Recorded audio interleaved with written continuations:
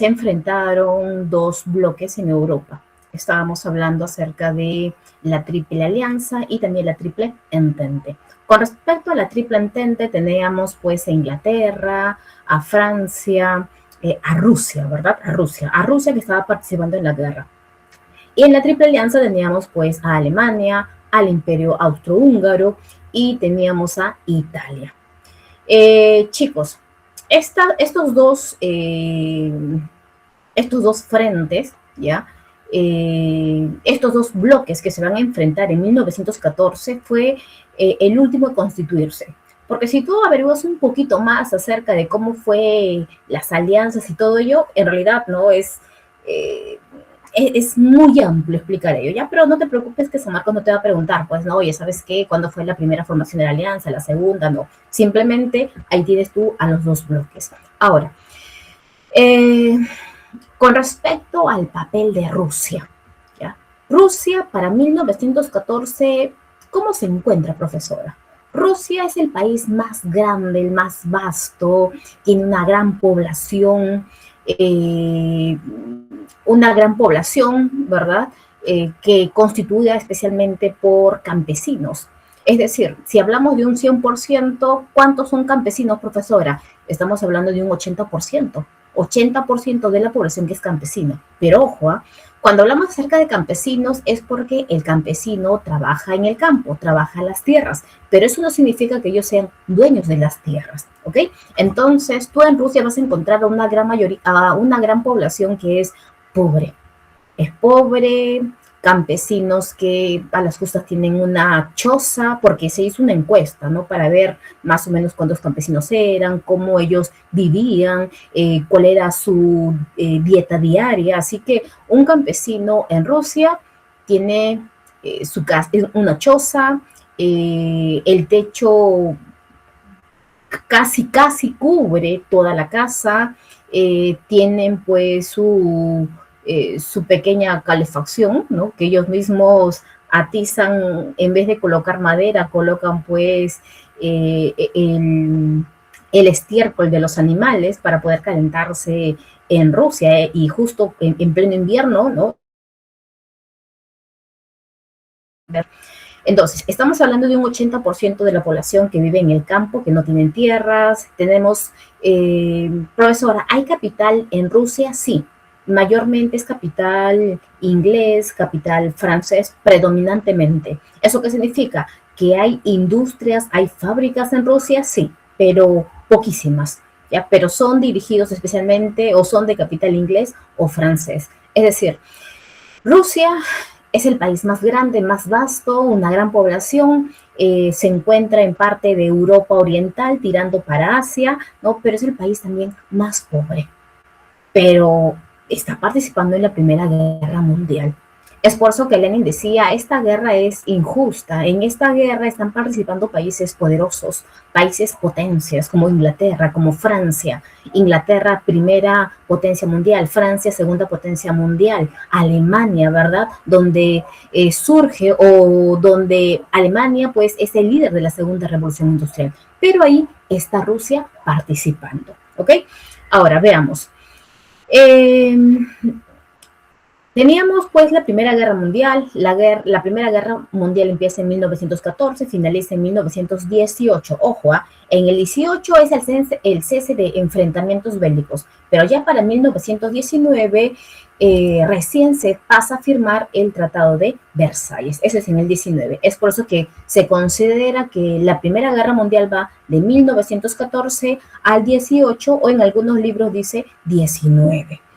Pero en ese contexto de la primera revolución industrial, en Rusia, ¿qué pasa, profesora? Estalla la revolución, ¿ok? Estalla la revolución. A ver, veamos. Profesora, yo en el título veo, ¿no? Revolución Rusa, 1917, pero tengo ahí dos símbolos. Tengo el símbolo, a ver, mira mi cursor, este símbolo es de la Casa Real, la casa que está gobernando ahora en Rusia, del Imperio Ruso. Estamos hablando de la familia Romanov. Y justo quién es el líder en ese momento, aquí está, mira, te hemos colocado la imagen. Él es el zar Nicolás II, que gobierna de manera despótica, que prácticamente es un gobierno autoritario, un gobierno autócrata.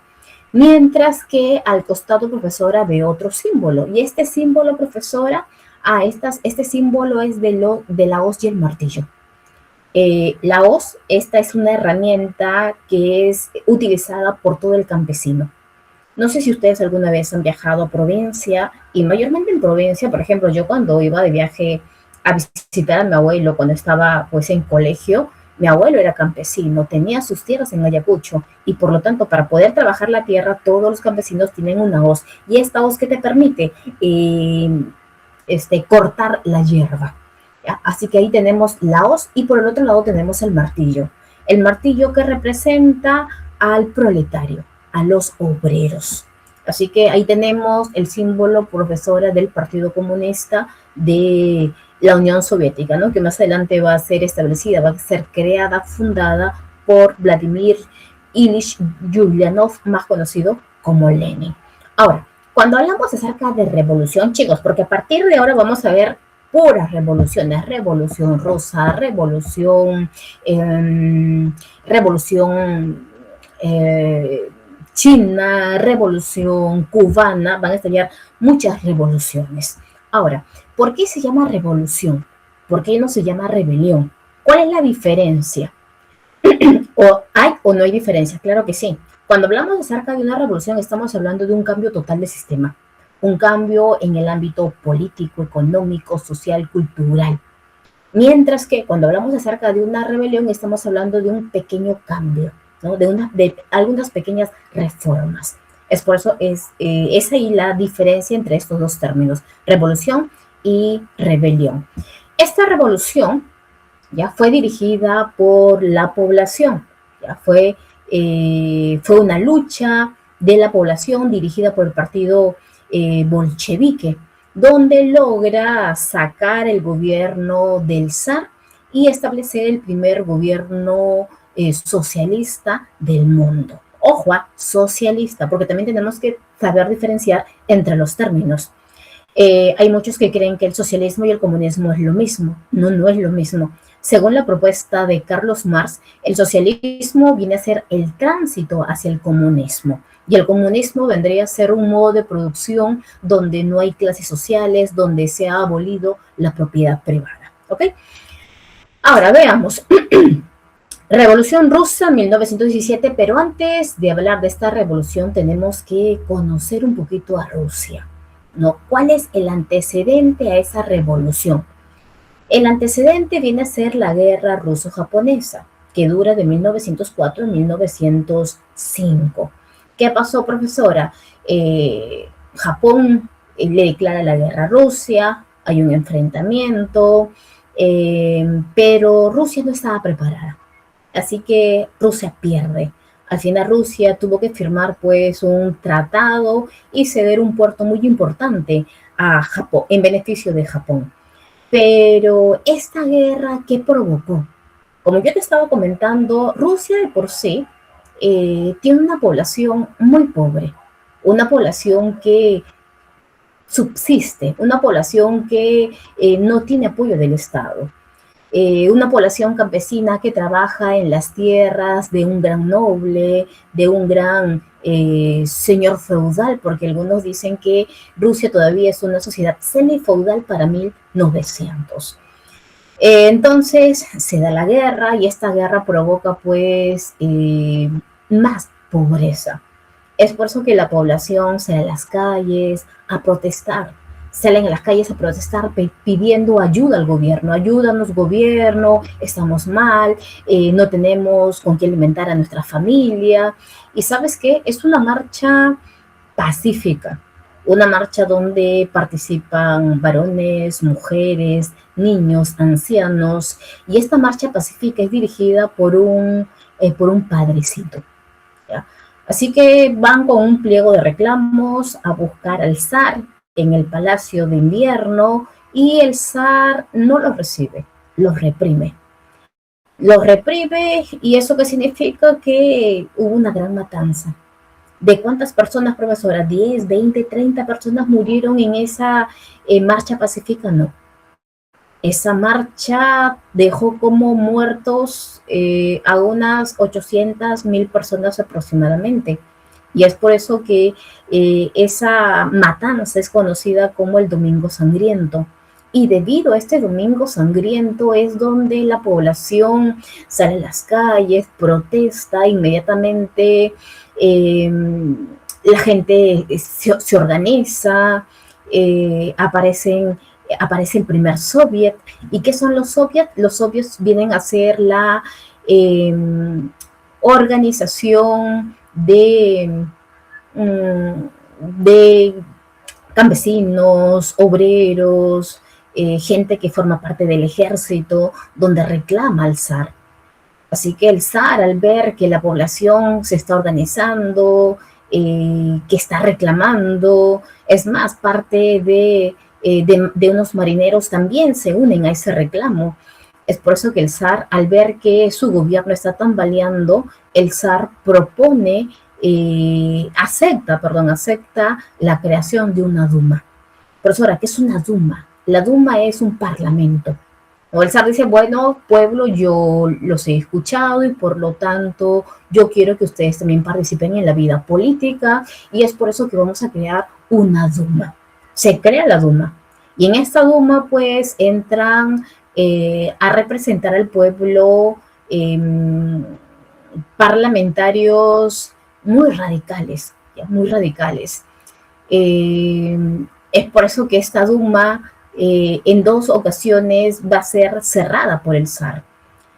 En un primer momento, para 1905, se forma una Duma que constantemente criticaba al gobierno del zar y el zar dijo, ¿sabes qué? Esta Duma no me permite trabajar, lo cerró.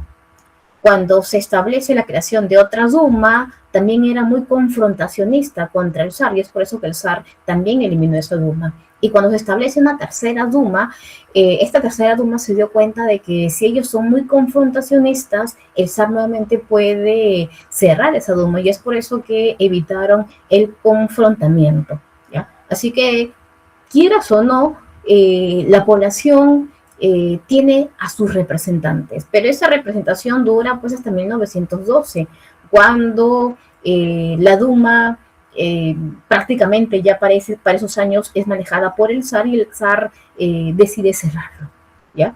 Ahora, profesora, ¿y esto qué significa? Esto significa de que para 1905 la población ya sabe luchar, la población sale a las calles, la población ya se organiza y el zar tiene miedo a la población. Y así pasaron los años hasta 1917, donde estalla la Revolución Rusa.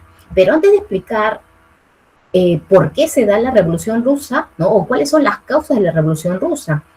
Por ejemplo, te hemos colocado ahí 4 ítems. Y la primera causa viene a ser el despotismo del zar, del régimen zarista. ¿Eso qué significa? Que en el gobierno del zar tú no puedes criticar a su gobierno. No puedes criticar su gobierno, no puedes criticar la figura del zar, no tienes libertad de expresarte. Porque si tú te expresas libremente, si criticas al gobierno del zar, el zar te castiga. ¿Y de qué manera, profesora? El zar a todo opositor político lo mete pues a la cárcel. Y cuando tú vas a la cárcel, no es como en el Perú, pues no, profesor, acá en el Perú tú mandas a un delincuente en la cárcel, a Castro, supuestamente para que se ponga a pensar de lo que ha cometido, de que pueda transformar su vida, ¿verdad? Para que pueda cambiar, pero aquí en el Perú es difícil ver eso. Tú ves a un delincuente que entra y cuando sale de la cárcel, es más, creo que ha pasado una maestría ya en la cárcel, ¿verdad? Porque sale más avesado que antes. Pero en el caso de Rusia, ¿cómo era la cárcel? Lo que hacía el gobierno era no mantenerlos en la cárcel, mandarlos a la cárcel que todo el mundo tenía miedo, que se encontraba en Siberia. Y Siberia, profesora, es el lugar donde hace más frío en toda Rusia, ¿verdad? Es por eso que la gente decía, no, yo no quiero ir a Siberia. Así que todo opositor político se iba a Siberia. Y no solamente para morirse de frío, sino que el objetivo era de que ellos trabajaran en las minas de carbón. Así que la gente tiene temor. Si tú has leído a Fyodor Dostoyevsky o si el profesor ya te ha explicado ese tema, te ha podido hablar un poquito más acerca de ese contexto. Así que una de las causas es el despotismo del zar Nicolás II. Otra causa es la crisis económica agudizada por la Gran Guerra, es decir, por la Primera Guerra Mundial. Yo te estaba comentando, la población ya es pobre, pero ahora con una guerra es mucho más pobre. ¿Eso qué significa? El zar, cuando estaba participando en la Primera Guerra Mundial, le decía, no se preocupen, yo tengo ejércitos, grandes ejércitos. ¿Y quién era su ejército? Claro, era el ejército menos preparado en Europa, porque el ejército eran los campesinos, a quien tú le colocabas su uniforme y lo mandabas al campo de batalla, para el enfrentamiento. Claro que en ese momento los alemanes veían al ejército ruso, no están preparados, pero el hecho de enfrentarse les hace perder tiempo y todo ello. Y el zar decía, no se preocupen, necesitan más ejército, yo tengo más ejército. Así que imagínate una gran población dirigiéndose a la guerra. La gente no tiene que comer. Profesora, ¿cuál es la dieta diaria de un campesino? Es pan y patatas. Pan y patatas, papas. Ese es el alimento de cada campesino. Profesora, ¿dónde están las verduras? ¿Dónde está la carne? No, la carne no existe para esa población. Estamos hablando de extrema pobreza. Así que con esta guerra se agudiza más. Imagínate a las mujeres quedándose solas en la casa, cuidando a los niños, no tienen al esposo, de repente al hijo, al hermano, que se han ido a la guerra. Así que esta Primera Guerra Mundial agudiza la pobreza en Rusia. Mientras que el pueblo está recontra mal, ¿cómo se encuentra el zar? Muy bien, él y sus hijos atendidos, ¿no? Pero el pueblo no. Así que la gente critica, es por eso que critica constantemente al zar. Y también tenemos el desarrollo de las ideas socialistas. Recuerda que estas ideas socialistas no aparecen para 1900, aparecen para 1800. Ustedes seguramente ya han tocado el tema de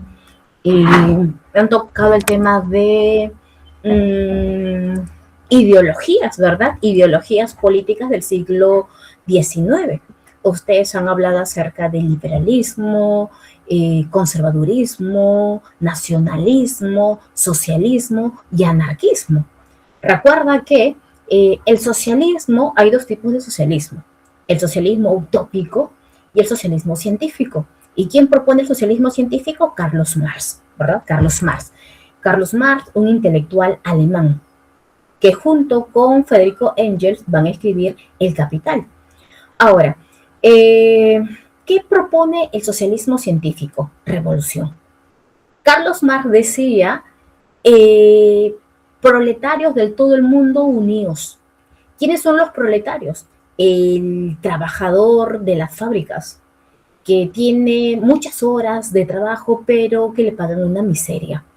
Y estos proletarios no existen solamente en Alemania, existen en diferentes partes del mundo. Y todos son explotados, porque en diferentes partes del mundo hay una élite, y esa élite es la burguesía. La burguesía, que es dueño de los medios de producción, que es dueño de la fábrica, de las maquinarias, de la materia prima, que paga al trabajador, al obrero, una pequeña miseria para que pueda subsistir, mientras que este burgués cada vez se va enriqueciendo debido a la plusvalía. ¿Qué es la plusvalía? Pregunta de examen de admisión en San Marcos. Profesora, es el trabajo no remunerado, es el pago, ¿verdad?, que no se le ha dado al obrero. Y ese dinero, el burgués se ha quedado con ese dinero. Y por lo tanto el burgués cada vez se hace más rico y el proletario se hace cada vez más pobre. Y por lo tanto Carlos Marx decía, este sistema capitalista es injusto, porque solamente funciona para un pequeño grupo, para una pequeña minoría. Es por eso que proletarios de todo el mundo, unidos, tomen el poder mediante la fuerza. Revolución, viva la revolución. Esa es la propuesta de Carlos Marx. Y resulta que esta propuesta, profesora, no solamente se queda en Alemania, sino que se difunde por toda Europa. Y estos ideales han llegado también a Rusia. y por lo tanto los proletarios que se encuentran en Rusia, que viene a ser el Partido Socialdemócrata, muchos de estos obreros están de acuerdo con las posturas de Carlos Marx y por lo tanto dicen estamos de acuerdo con una revolución. Así que en Rusia han llegado estas ideas socialistas y también ideas anarquistas. Por ejemplo, ¿cuál es la propuesta de los anarquistas? Los anarquistas están en contra de todo tipo de autoridad, es decir, abajo el Estado, abajo el gobierno, abajo el rey, abajo las instituciones que oprimen al pueblo, es decir, la iglesia, el ejército, el gobierno. Y es por eso que el anarquismo estaba a favor de una sociedad que pueda solucionar sus problemas sin necesidad de una gran organización, ¿no? Esa es la propuesta del anarquismo. Pero resulta que todas estas ideas han llegado a Rusia. Esas son las causas de por qué se produce la revolución. Ahora, con respecto a esta revolución rusa, tenemos dos fases. La revolución de febrero, o también conocido como menchevique, y la revolución de octubre, o también conocido como bolchevique. Ahora, con respecto a los mencheviques y a los bolcheviques, ¿quiénes son, profesora? En realidad, chicos, ya, mencheviques y bolcheviques, menchevique significa minoría, bolchevique significa mayoría. Ahora, con respecto a mencheviques y bolcheviques, ellos formaban parte de un partido político llamado el Partido Socialdemócrata, que surgió ¿cuándo? ¿Cuándo aparece este partido político? Surge en 1898, es decir, 2 años a inicios pues, del siglo XX. Surge el partido político, ¿no? Socialdemócrata, donde los participantes de ese partido político son obreros. Y recuerda que estos obreros, ¿dónde se encuentran? En la ciudad, profesora. ¿Y por qué en la ciudad? Porque en la ciudad se encuentran las grandes fábricas. Y es más, se dice que cuando se crea este partido político, el zar se enteró y mandó pues a capturar a todos los que participaban en ese partido político. A muchos de ellos los atraparon y los mandaron a las cárceles. Y es por eso que este partido político va a funcionar, pero en clandestinidad, porque tienen temor a la represión del zar Nicolás II. Aparte de ello, también hay otro partido político mucho más grande, pero menos organizado. El revolucionario es de tendencia anarquista. ¿Y quienes forman parte de ese partido revolucionario? La gran mayoría de la población campesina. Así que tenemos ahí a dos grandes partidos políticos en Rusia. Ahora, ¿cuál es la diferencia entre menchevique y bolchevique, profesora? Lo que pasa es que cuando se produce la segunda asamblea o reunión de este partido político, ya, se reúnen todos ellos a debatir de cuál es la tarea que ellos van a realizar dentro de Rusia, cuál es el camino que van a tomar para poder desarrollarse y sacar al gobierno del zar. Y es ahí donde los mencheviques, ya que son más alineados a la propuesta de Carlos Marx, ellos decían, Rusia en este momento es una sociedad semifeudal, una sociedad que primero, según la propuesta de Carlos Marx, debería pues convertirse, ¿no? Tendría que pasar por diferentes estadios. Es decir, a ver, te explico. Carlos Marx, ya, ojo, te estoy haciendo recordar, porque tú ya has tenido esta clase anteriormente. La propuesta de Carlos Marx es los modos de producción. ¿Qué significa modos de producción? Formas de producir. Carlos Marx te habla acerca del primer modo de producción, que viene a ser la comunidad primitiva. Te habla acerca del segundo modo de producción, que viene a ser el esclavismo. Tercer modo de producción, que viene a ser el feudalismo. Cuarto modo de producción, que viene a ser el capitalismo. Y el quinto modo de producción que propone Carlos Marx sería el comunismo. Ahora, Carlos Marx te dice, en el sistema capitalista hay 3 fases. La fase del mercantilismo, que viene a ser la acumulación de metales preciosos. La segunda fase, que viene a ser el industrialismo, ¿no? El desarrollo de las industrias, ¿te acuerdas? Primera, segunda revolución industrial. Y por último, el imperialismo. ¿Ya? Así que Carlos Marx decía, eh, el proletario, ¿ya? Eh, cuando se encuentre en esta fase superior del capitalismo, que viene a ser el imperialismo, ya está consciente de su explotación y por lo tanto ya en Rusia debe haber una gran población que es obrera y como ahora ya son cantidad, recién pueden tomar el poder mediante la fuerza. Así que los mencheviques dicen, nosotros ya vamos a seguir los lineamientos de Carlos Marx de acuerdo a las propuestas de Carlos Marx. ¿Ya? Así que hay que esperar para la revolución. Mientras que los bolcheviques son un poco más radicales. Los bolcheviques son liderados por Lenin. Y los bolcheviques dicen, hasta que Rusia pase por esos 3 estadios, ¿cuánto tiempo vamos a esperar?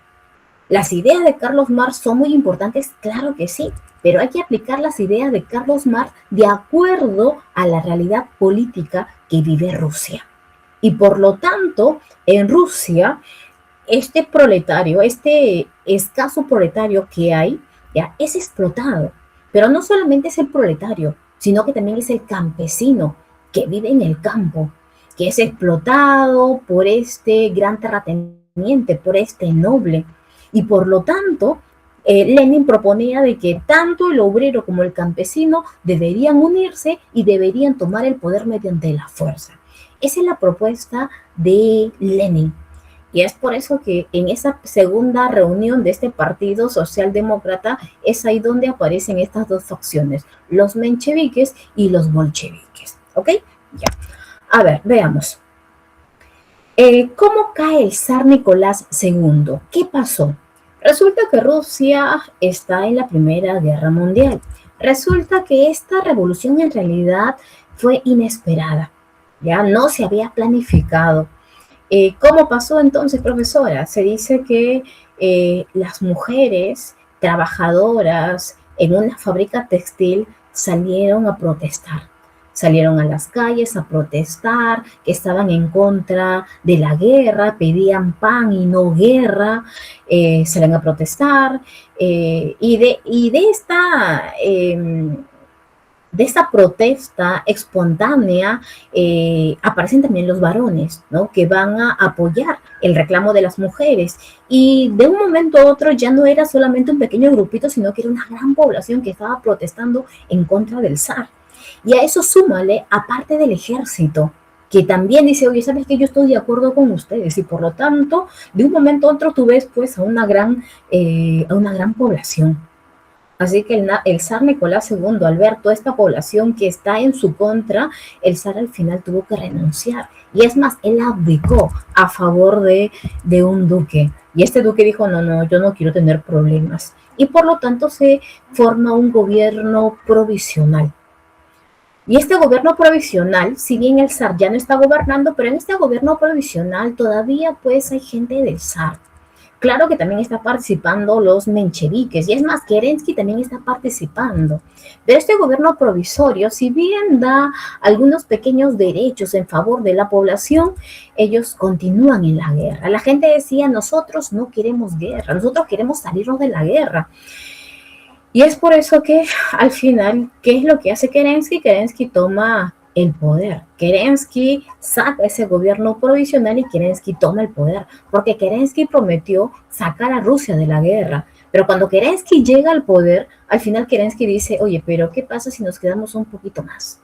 ¿Qué pasa si ganamos la guerra? ¿Qué pasa si nuestros aliados que forman parte de la Triple Entente ganan? Así que nosotros también vamos a salir beneficiados.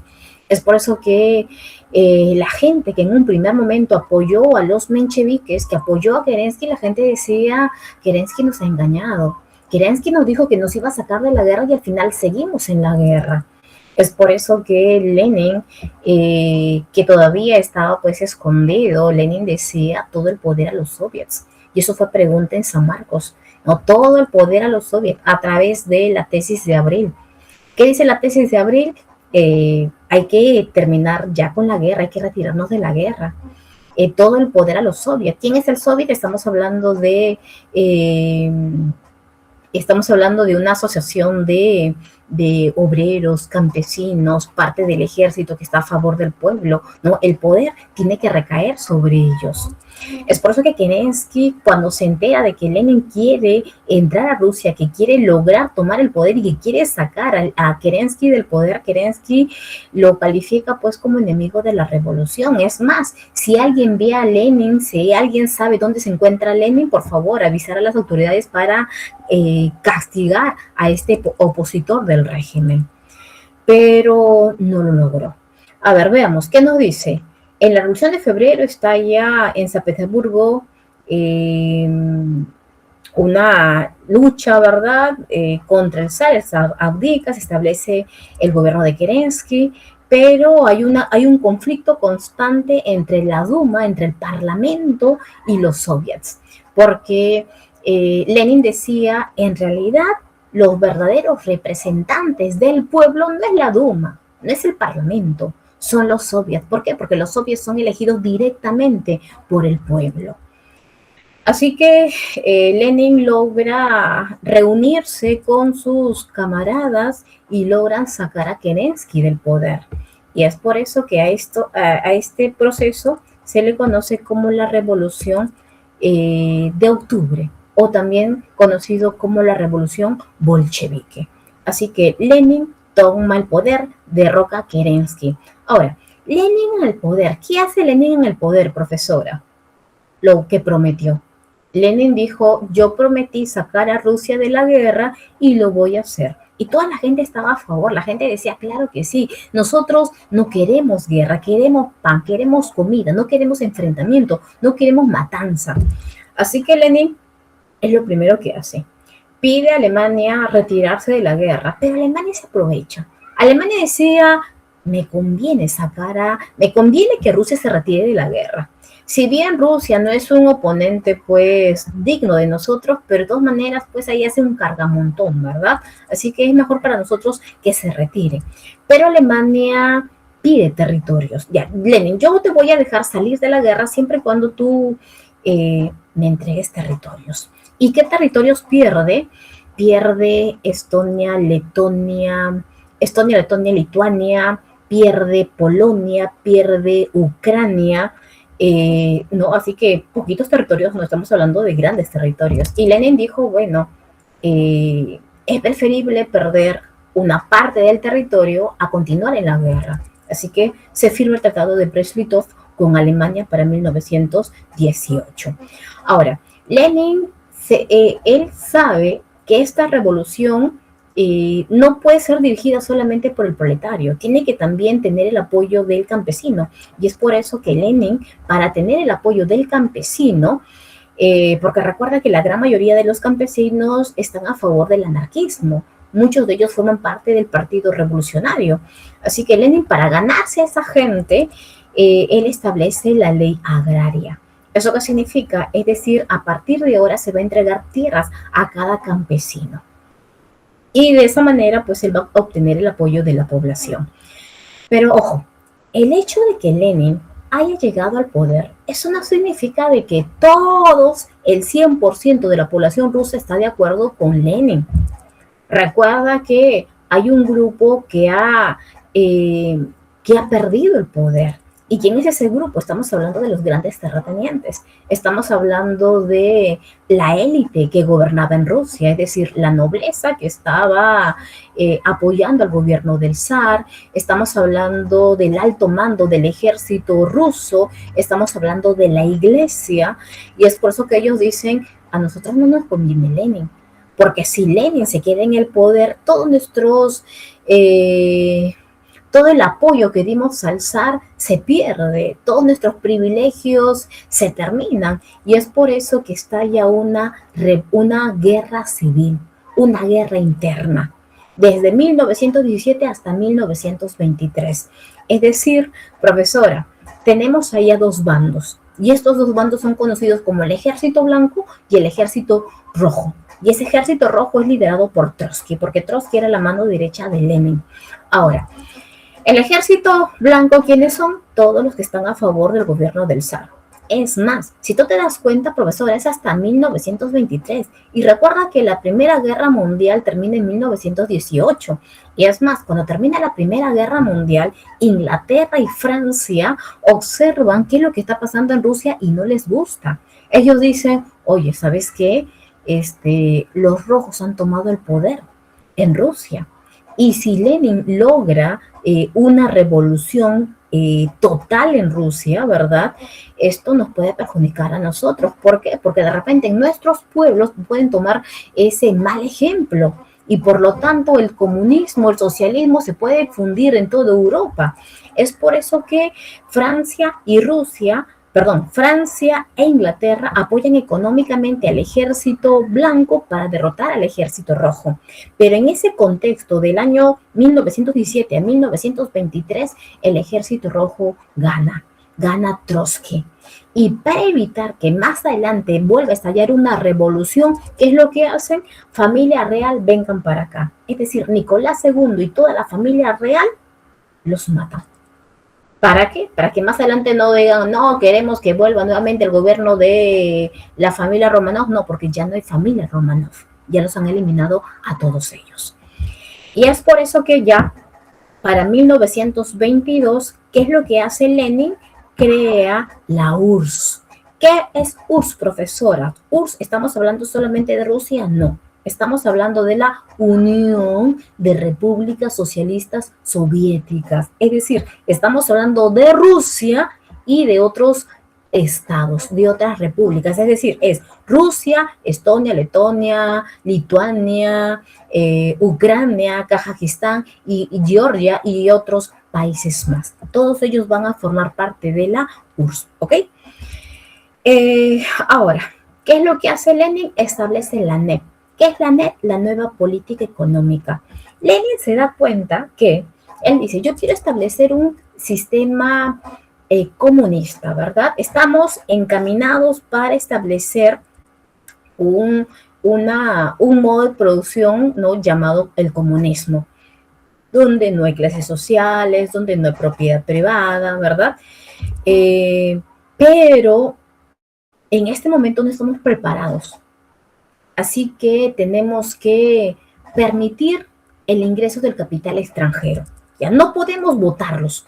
Hay que permitir el ingreso del capital extranjero. Pero eso sí, a partir de ahora, nosotros ya vamos a dictar las reglas del juego. Si el capital extranjero quiere venir a invertir a Rusia, a la URSS, perfecto, ya, pero tiene que respetar las reglas del juego.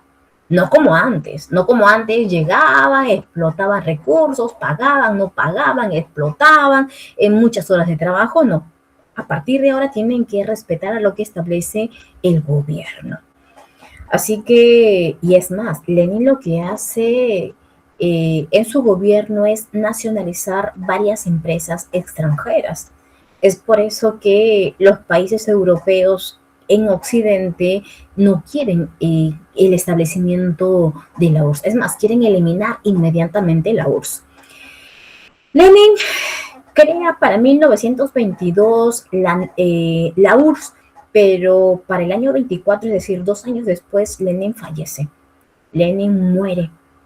Y en realidad, Lenin ya él antes había pues al momento de organizar la URSS, ya habían instituciones, es más, hasta ya tenía pues a quien, si Lenin faltaba, si ya no iba a ser el líder, ya había alguien que tomara que tomara pues, que sucediera, ¿no?, a Lenin, y ese era Trotsky. Pero el pequeño problema es que ahí tienes a Stalin, ¿ya? Stalin era el líder del Partido Comunista de la Unión Soviética. Stalin tenía recursos, tenía el apoyo de mucha gente dentro del Partido Comunista y Stalin logró pues tener más apoyo, aislar a Trotsky, y al final Trotsky decía, lo que pasa es que la propuesta de Trotsky es, La revolución se está dando dentro de la URSS, pero así como se da dentro de la URSS, también se está dando en diferentes lugares del mundo. Y lo que tiene que hacer la URSS es apoyar a esas revoluciones. Mientras que Stalin decía no, la revolución primero se tiene que dar dentro de la URSS y después recién se tiene que dar en diferentes partes del mundo. La cuestión es que Stalin va a aislar a Trotsky, Trotsky va a tener que huir, se va hasta México, pero hasta ahí llegan los tentáculos de Stalin y al final matan a Trotsky. Así que Stalin se convierte en el próximo líder de la Unión Soviética. Y por acá tenemos, mira, eh, una pequeña propaganda de una propaganda soviética, ¿no? Dice, estalinismo, dice. Es un régimen dictatorial sobre la URSS que impulsó la industria mediante los planes quinquenales. La propuesta de Stalin era, la URSS es un país que sufre, que no tiene una industria pesada, eh, que no produce, ¿ya? Que no puede mantener a su población. Y es por eso que se va a establecer los planes quinquenales. ¿Qué son los planes quinquenales? Son los planes cada 5 años. ¿Y cuál es el primer plan quinquenal? Industrializar a la URSS. ¿Ya? Es decir, establecer una industria pesada. Profesor, ¿qué es una industria pesada? Es decir, estamos hablando de actividades industriales a gran escala. Es decir, se tiene que crear grandes empresas que produzcan grandes maquinarias. ¿Ya? Grandes maquinarias, se tiene que producir el acero, se tiene que utilizar mucha energía. Así que el plan de Stalin era, ¿no?, la industrialización de la URSS. Y también se va a establecer la colectivización de la colectivización de tierras. ¿Eso qué significa, profesora? Eso significa que las tierras no le pueden pertenecer al campesino. Las tierras le pertenecen al Estado. Así que se van a colectivizar las tierras. Y los campesinos, ¿qué es lo que tienen que hacer? Trabajar, ¿ya? Trabajar para el Estado. Es decir, trabajan colectivamente y todo lo que se produce no es para ellos, ¿no? Poco para ellos, ¿no? ¿Sabes qué? Para que pueda subsistir diariamente, ¿ya? Pero ahora prioridad es el Estado. Así que todo lo que se produce, todo va para el Estado. Es decir, para 1932, el 90% de las tierras ahora le pertenecen al Estado. Hay campesinos ricos que no querían ello, que estaban en contra del Estado. ¿Y qué es lo que hacía Stalin? Decía, bueno, estás en contra de las propuestas del Estado, entonces te tienes que ir. O los votaban de la URSS, o los metían a las cárceles, les quitaban sus tierras. Habían pueblos donde estaban en contra de las propuestas de Stalin y Stalin los castigaba. Y en realidad, desde que llega Stalin al poder, el Partido Comunista de la Unión Soviética va a tener mucho poder. El Estado controla todos los medios de comunicación y la población dentro de la URSS solamente va a manejar la información que da la URSS, ¿no? Así que ya las atrocidades que se cometieron durante el gobierno de Stalin, la gente recién se entera para la época de los 80, cuando aparece Gorbachev con la perestroika y también con el glasnost. A ver, veamos, crisis del sistema capitalista para 1929. A ver, veamos. Recordando nuevamente la Primera Guerra Mundial. En la Primera Guerra Mundial, chicos, en Europa todos los países están sacando la mugre, ¿ya? Cuando estalla la guerra para 1914, Inglaterra y Francia, 1914, 1915, 1916, ellos no están produciendo. Sus industrias prácticamente se han paralizado.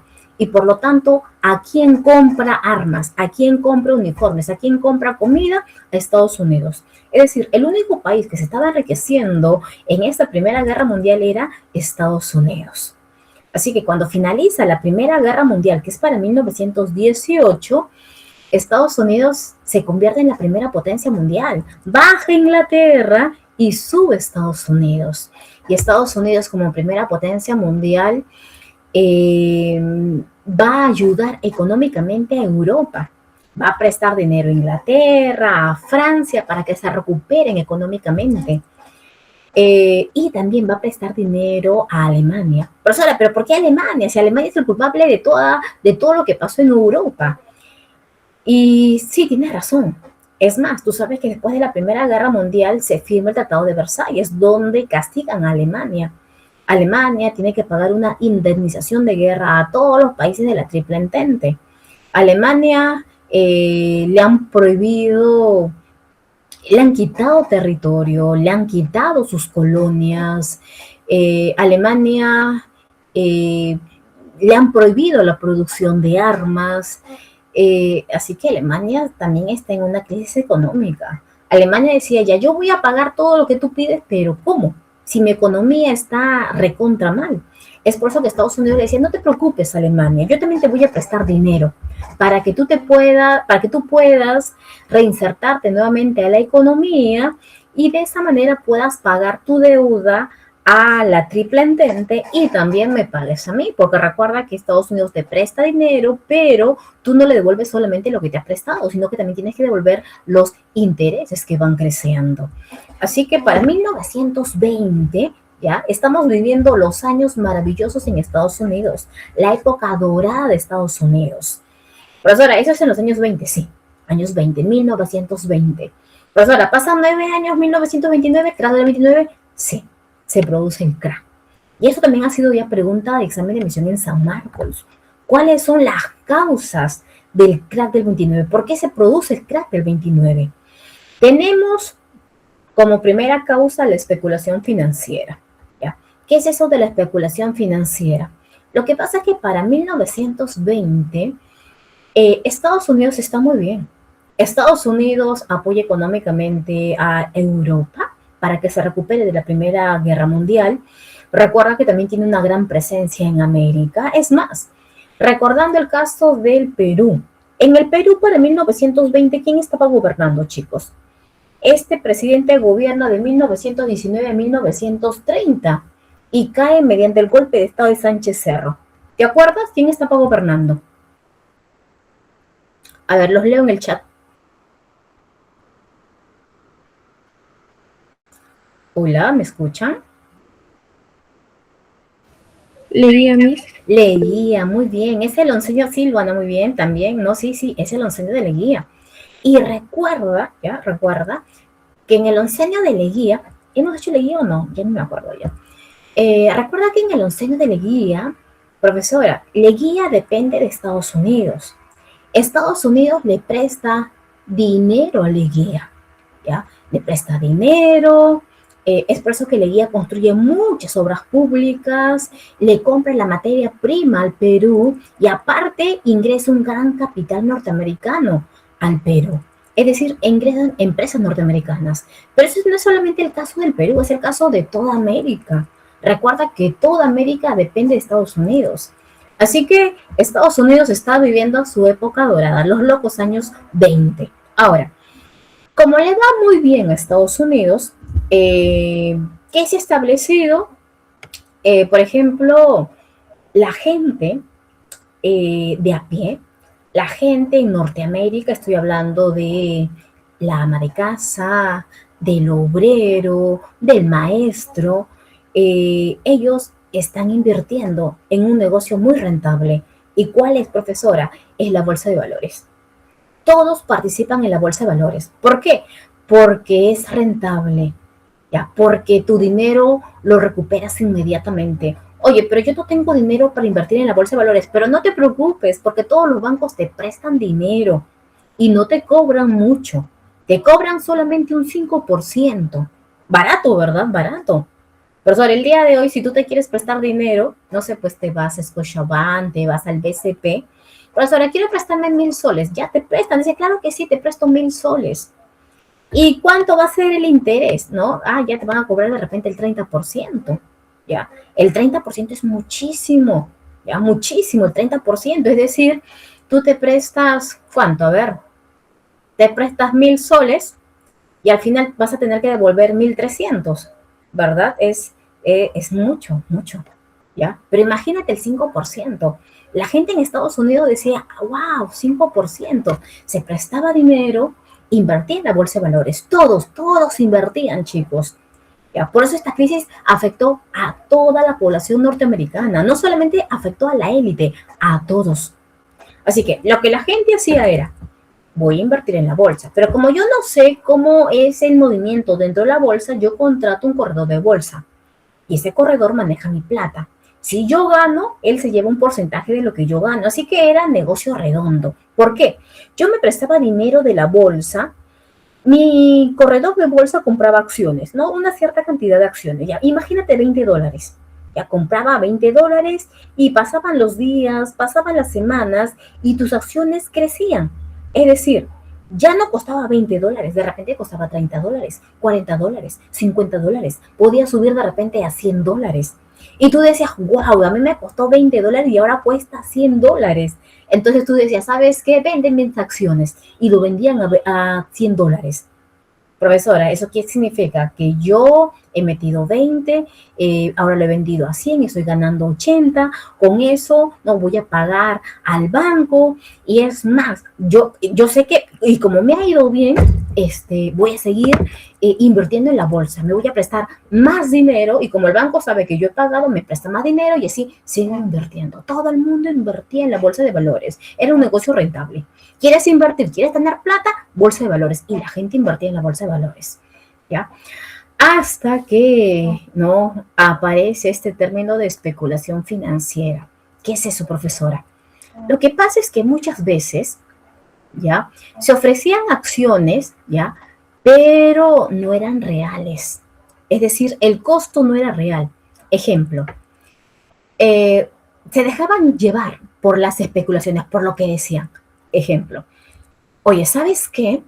Me han comentado ya que la empresa Gloria, ya que funciona, la empresa Gloria, sus acciones, invertir en la empresa Gloria es sinónimo de que te va a ir súper bien.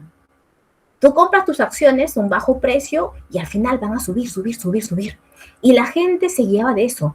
Si tú veías que la gente compraba más acciones, decía, oye, pero todo el mundo está comprando acciones de la Gloria, entonces eso significa que está súper bien, porque si no la gente no compraría. Y la gente compraba acciones. Ya, compraba, se dejaba guiar. No, sí. A mí me han dicho, me han pasado la voz, me han dateado. Y compraba acciones. ¿Ya? Pero era especulativo, porque realmente no se sabía cómo iba la empresa. Y por ahí de repente, pues, ¿no?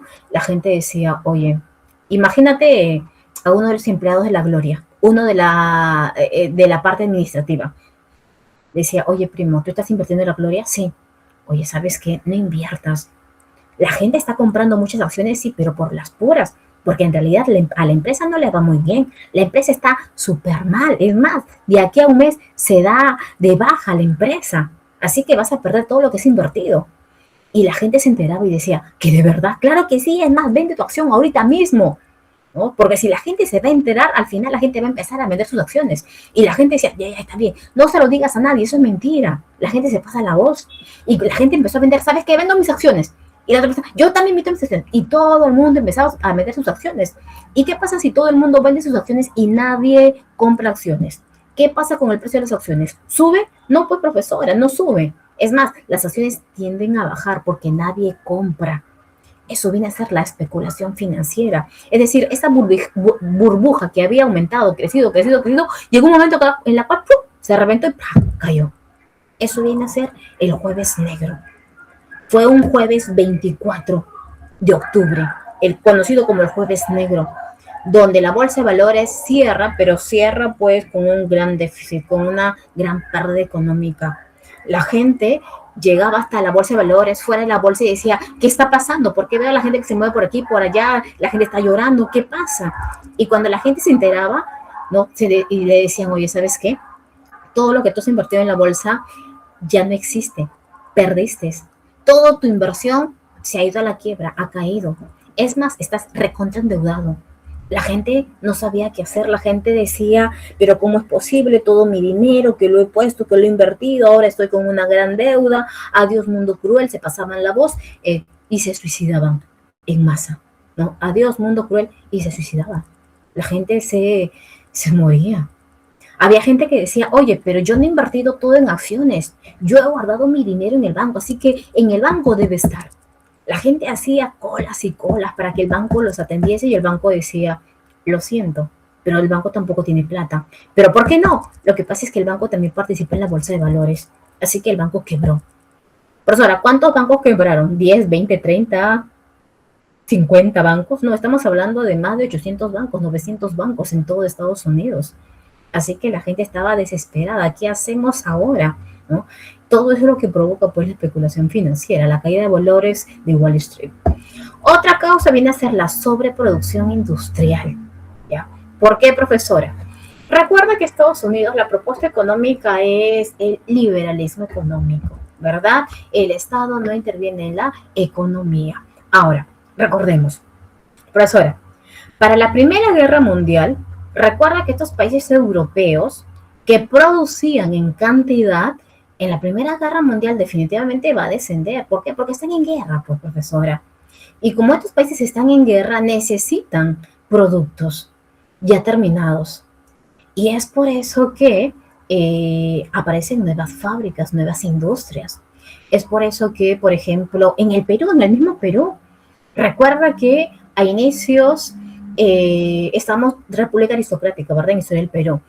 En el segundo gobierno de José Pardo y Barreda, como está ya la Primera Guerra Mundial, mira, se están peleando en Europa, pero Europa necesita más productos y por lo tanto, ¿qué es lo que decía Estados Unidos? Necesito más materias primas y es por eso que aparecieron un montón de empleos, un montón de fábricas también en Estados Unidos, pequeñas empresas, medianas empresas. ¿Por qué? Porque había una alta demanda de productos terminados. ¿Ya? Así que era un gran auge económico en esa Primera Guerra Mundial. Pero recuerda que la Primera Guerra Mundial ya ha finalizado, ya ha terminado, y por lo tanto los países europeos se están recuperando económicamente y por lo tanto están empezando nuevamente a producir. ¿Eso qué significa, profesora? Que para 1924, para 1925, Europa se ha recuperado, está produciendo, ¿ya? Está produciendo y lo que ellos producen lo consumen. Y por lo tanto en Estados Unidos, profesora, que también habían producido y habían producido en cantidad, ya no hay quien compre lo que ha producido. Hay una gran sobreproducción. Así que eso acelera también la crisis en Estados Unidos. Eso súmale pues la especulación financiera. La gente estaba mal, la gente estaba en crisis económica, la gente decía, ahora, ¿qué hacemos? Muchas de las pequeñas fábricas, medianas fábricas cerraron en Estados Unidos, se dieron de baja, se fueron a la quiebra. La gente desempleada, haciendo a las calles a protestar, gobierno de turno, soluciona el problema, no tenemos con qué comer. Así que una grave crisis pasa pues en Estados Unidos.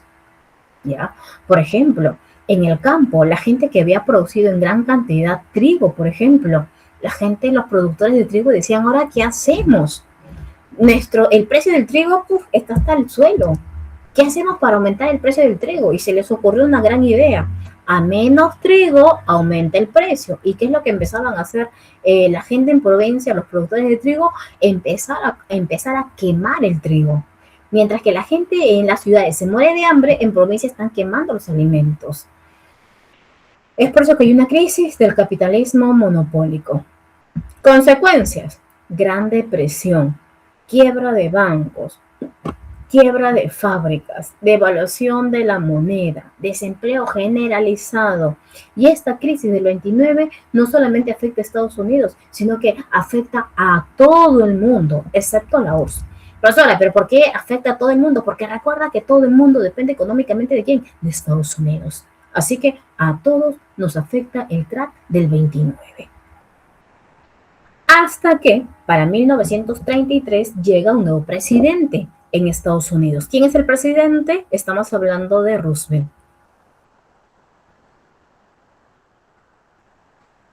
¿Y qué es lo que hace Roosevelt? Roosevelt aplica el New Deal, basándose en las ideas de Keynes. A partir de ahora el Estado interviene en la economía. ¿Qué nos dice? A ver, mira, justo dice, primer ítem, mayor intervención regulatoria del Estado en la economía, aumento del gasto público en obras y creación del sistema de seguro social.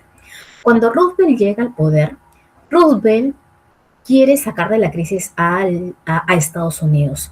Reúne a todos los empresarios, ¿ya? Los que sobreviven, porque recuerda que los pequeños, los medianos han quebrado.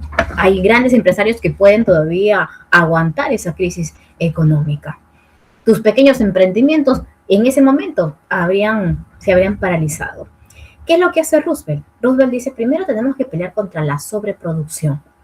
La gente sigue produciendo en cantidad. La idea es, ¿no? Disminuir la sobreproducción. Es por eso que, es más, recuerda que hay muchas fábricas que han cerrado, hay gente que se ha quedado sin trabajo, gente que está por la calle tratando de buscar con qué alimentarse. En realidad fue una época negra en Estados Unidos. Robert, ¿qué es lo que dice? Reúne a los empresarios y les dice, ¿sabes qué? A partir de ahora el Estado interviene en la economía. Así que todos, ¿no? Van a tener que obedecer al Estado. ¿Eso qué significa? A ver, empresarios, ustedes todavía tienen a obreros que trabajan en sus fábricas, ¿verdad? Ya, perfecto. Esos obreros no pueden continuar con las mismas horas de trabajo, ¿ya? Porque si siguen con las mismas horas de trabajo van a seguir produciendo en cantidad. La idea es que produzcan, sí, pero en poca cantidad. ¿Eso qué significa? Que vas a tener que bajarle las horas de trabajo, ¿ya?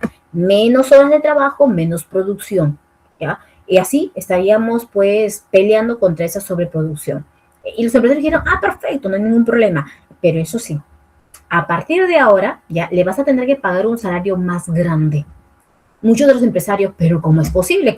O sea, va a trabajar menos y le voy a pagar más, ¿no? Eso no puede ser, voy a perder yo económicamente. El Estado se impone, ¿ya? Y el Estado se impone y todos obedecen, ¿ya? En este problema, en esta crisis, nos mojamos todos, todos perdemos, pero todos tenemos que recuperarnos. ¿Ya? Después crearemos otras maneras de cómo apoyarlos, pero en ese momento todos, ¿ya? Todos nos mojamos. ¿Por qué? Es necesario de que este obrero tenga dinero y ese dinero pueda circular y de esa manera salir de la crisis económica. Empresario que no quiere, atente a las consecuencias. El Estado interviene y por lo tanto el Estado te puede quitar tu empresa. Así que todos calladitos nada más tenían que seguir las órdenes del Estado. Ahora, lo que queremos es trabajo para los norteamericanos. ¿Y qué es lo que va a hacer el gobierno de Roosevelt? Crear muchos puestos de trabajo. Vamos a construir carreteras. La carretera empieza aquí, aquí, aquí. ¿Dónde termina? No sé, no importa, ¿ya? Porque la idea de que este trabajador tenga trabajo mucho tiempo y tenga dinero y ese dinero pueda circular y salir de la crisis económica. Esa es la propuesta de Roosevelt, ¿ok? A ver, veamos los fascismos. Fascismo, ¿qué es el fascismo, profesor? Hay muchos alumnos, ¿ya? Hay muchos jóvenes que no han estudiado bien este tema. Si bien yo sé que el gobierno no de Hitler es muy interesante, claro que sí. Y a muchos chicos cuando llega este tema dicen, quiero ver el gobierno de Hitler, qué chévere, ¿no? Porque hay chicos que le dicen, no, sí, quiero ver los enfrentamientos, la guerra, las explosiones, las operaciones, tal, ¿no? Claro, es interesante, pero la ideología que maneja Hitler es una ideología que no se puede permitir que vuelva a aparecer en nuestro mundo actual. No, no puede,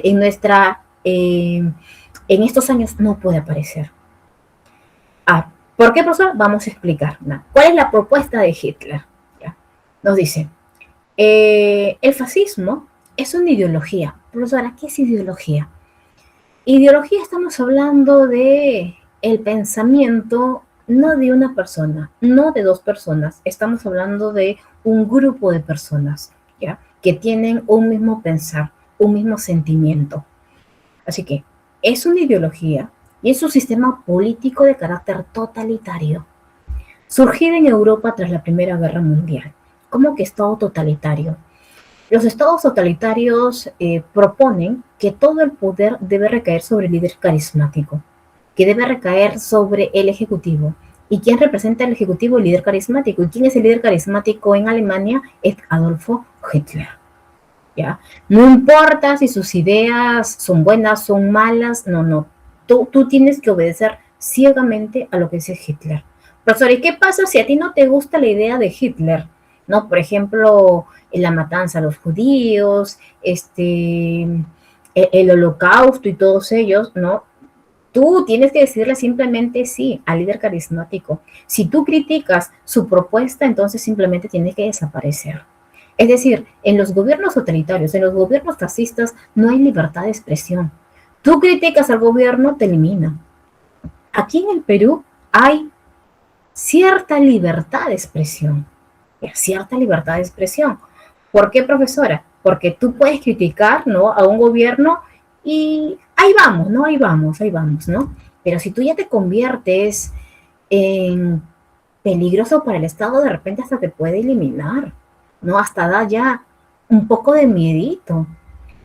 La vez pasada, no, el año pasado creo que fue, no sé si ustedes recuerdan la noticia de que estaban hablando acerca de la prostitución en el Congreso.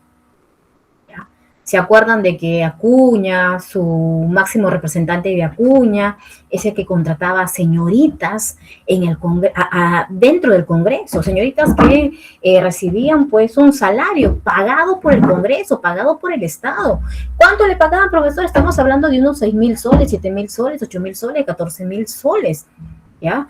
Eran señoritas que ni siquiera tenían la carrera terminada, tenían creo que el primer año, es más, ni siquiera habían terminado la carrera y recibían jugosos sueldos. Es más, estas señoritas, muchas de ellas ni siquiera iban al Congreso. Y empezaron a investigar que había una chica que entró y todo ello, y al final la chica creo que se estaba dirigiendo a su casa y la mataron. ¿Verdad? Al venezolano creo que era un conductor y a ella también porque acribillaron a, a esas dos personas. Y yo cuando vi esa noticia, qué miedo, ¿verdad?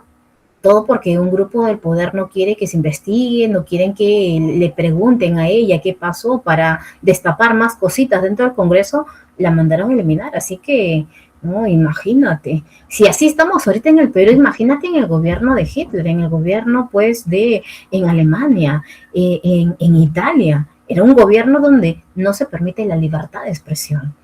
Ahora, ¿cuál es la causa del surgimiento del fascismo o de estos gobiernos totalitarios? El rechazo al Tratado de Versalles. ¿Ya? Ellos, especialmente Alemania, estamos en contra del Tratado de Versalles.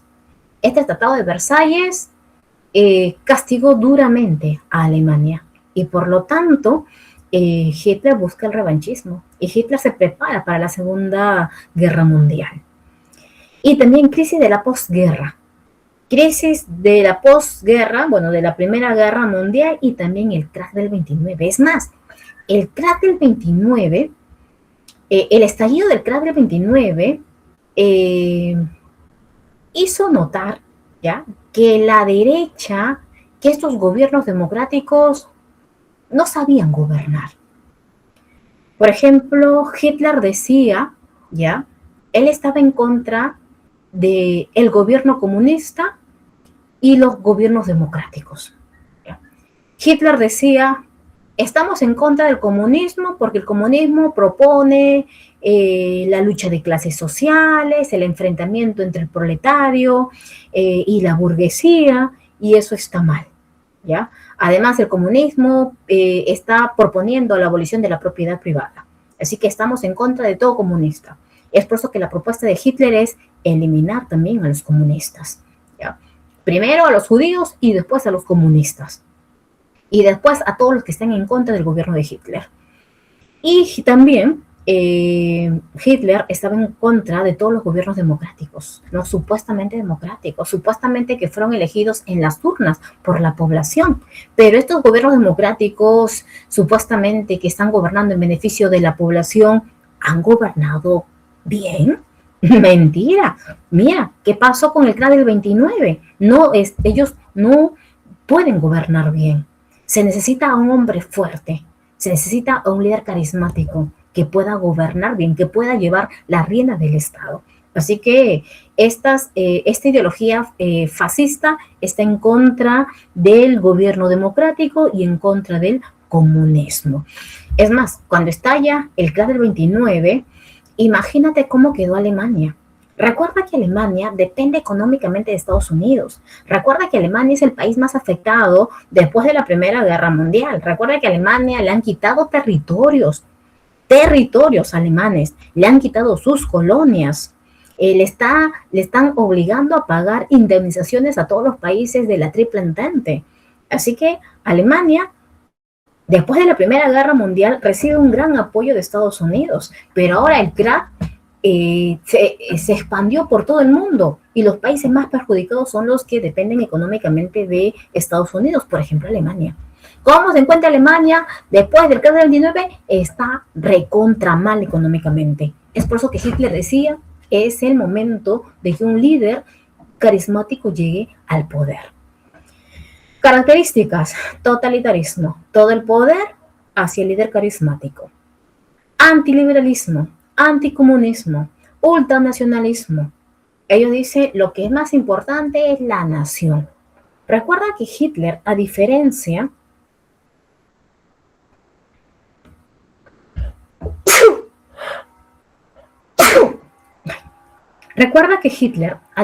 de Mussolini, Hitler es racista. ¿Ya?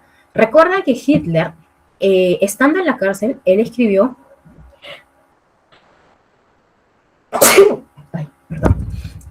una obra llamada, se me fue el nombre, Mi lucha. Hitler escribió Mi lucha. Y Hitler desea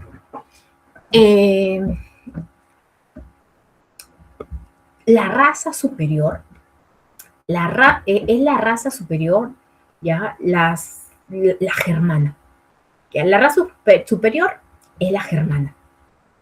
¿Y dónde se encuentran los germanos? En Alemania, pero no solamente en Alemania, sino también en parte de Austria. ¿Ya? Ahí se encuentran los germanos. Y no solamente Austria, sino también en parte de Polonia. Recuerda que Polonia nace después de la Primera Guerra Mundial. ¿Y dónde está Polonia, profesora? Recuerda que en el contexto de la Primera Guerra Mundial tienes Alemania y al costado de Alemania está Rusia. ¿Ok? Pero después de la Primera Guerra Mundial le quitan territorios a Alemania, le quitan territorios a Rusia y es ahí donde aparece en medio de los dos Polonia. Es decir, la mitad de Polonia es gente de Alemania y la mitad de la otra Polonia, parte oriental, es rusa. Es por eso que Hitler decía, ¿no? Los germanos se encuentran en Polonia Occidental, en Austria, ¿ya? Nosotros somos la raza superior. Nosotros hemos nacido para gobernar el mundo. Aunque, ¿sabes qué? Hay otras personas que se parecen a nosotros. Hay otras razas que se parecen muchísimo a nosotros. Por ejemplo, los ingleses, los franceses, ¿verdad? Tú los pones al costado y se parecen, ¿no? Son altos, blancones, rubios, ¿verdad? Ojos verdes, azules. Se parecen a nosotros, pero no pertenecemos a la misma raza. Nosotros pertenecemos a la raza superior. Ellos han nacido, sí, pero para obedecernos a nosotros. Pero, ¿sabes qué? Hay otro grupo que ha aparecido, ¿ya? Y ese grupo tiene que ser eliminado de la faz de la tierra. Los primeros que tienen que ser eliminados de la faz de la tierra son los judíos. ¿Ya? ¿Por qué los judíos? Porque los judíos, por culpa de los judíos, perdimos la guerra. Todas las enfermedades que existen en Alemania es por culpa de los judíos. El día de hoy yo me levanto y todo me va mal, ¿por culpa de quién? De los judíos. Es decir, Hitler le buscaba la sinrazón a los judíos.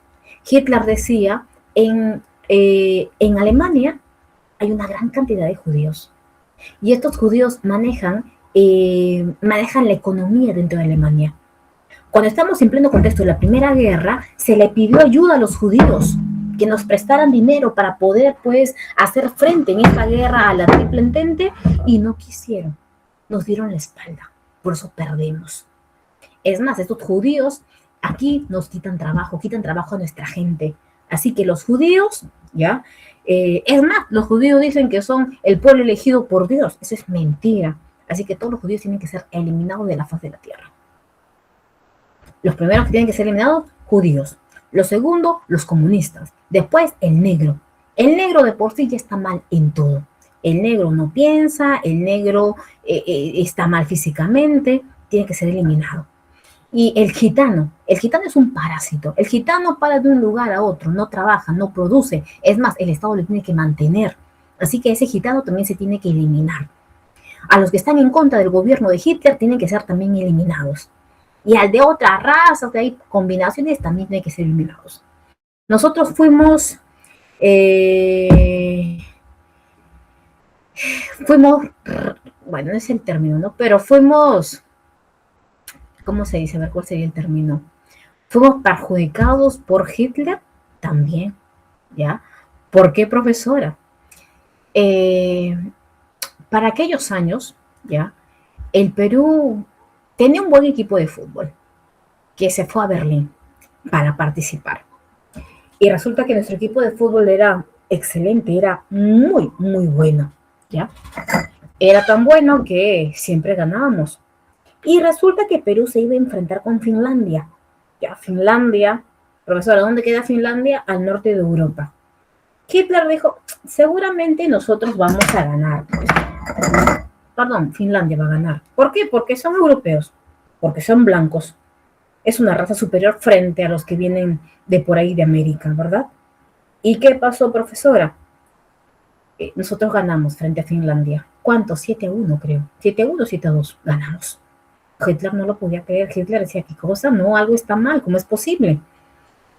Próximo partido de Perú versus Austria. Y recuerda que Hitler es austriaco. Hitler dijo, definitivamente vamos a ganar. Los austriacos son germanos, la raza superior. Y por lo tanto, Austria se enfrentó a Perú. ¿Y qué pasó, profesora? Nos anularon 2 goles. Y aún así, anulándonos 2 goles, nosotros ganamos a Austria. Y también nos votaron inmediatamente. Perú, te vas o atente a las consecuencias. Nos votaron. Sufrimos de racismo por parte de Hitler. ¿Ya? Donde Hitler sí estuvo presente fue en la carrera de 100 metros planos. Tú eres mi germano favorito, tú vas a ganar. ¿Y quién ganó? Fue un negro. Y Hitler no le podía hacer nada al negro. ¿Por qué? Porque era un negro norteamericano. ¿Ya? Así que Hitler, ¿no? es racista. Hitler está a favor de la nación, el desarrollo de su nación, el desarrollo de su gente. Es por eso que te hablan acerca del pangermanismo. Pan significa todo, no todos los germanos unidos. Él te habla acerca de un espacio vital donde se tienen que desarrollar los germanos. Ya, a ver, veamos. Fascismo italiano, ¿no? Por acá tenemos el nacimiento del fascismo, quien, el líder de este fascismo italiano viene a ser Mussolini, ¿verdad? Mira, aquí dice con imagen, dice, Cardenal Gasparri y Mussolini firmaron los pactos de Letrán. Este pacto de Letrán fue alguna vez pregunta de examen de admisión también en San Marcos. ¿Qué es eso, profesora? Lo que pasa es que había un enfrentamiento entre los fascistas y la Iglesia Católica. Pero Mussolini se da cuenta de que en Italia la gran mayoría de la población es muy católica y por lo tanto no puede atentar contra la fe católica. Es por eso que Mussolini dijo, no, por estrategia, por táctica política no nos podemos pelear. Es más, la iglesia tiene que estar a favor de nuestro gobierno, porque si nosotros queremos más adeptos a nuestra causa, no nos podemos pelear. Porque imagínate pelearse con la iglesia católica. La iglesia católica, el papa, el padre, ¿verdad? Van a decir, ¿sabes qué? Ese gobierno es dictatorial, ese gobierno es malo, ¿no? Así que es por eso que Mussolini prefirió llegar a un acuerdo con la iglesia. Es más, ¿sabes qué? Nosotros respetamos a partir de ahora el Vaticano. El Vaticano es libre e independiente. Claro, ¿no? Que es un estado que está dentro de otro gran estado, pero es un estado independiente. Mussolini, después de la huelga general, fue elegido como primer ministro. Y recuerda que en Italia, si bien hay un rey, pero el primer ministro es quien gobierna. Se crea el Pacto de Letrán, donde se establece la creación del Estado Vaticano.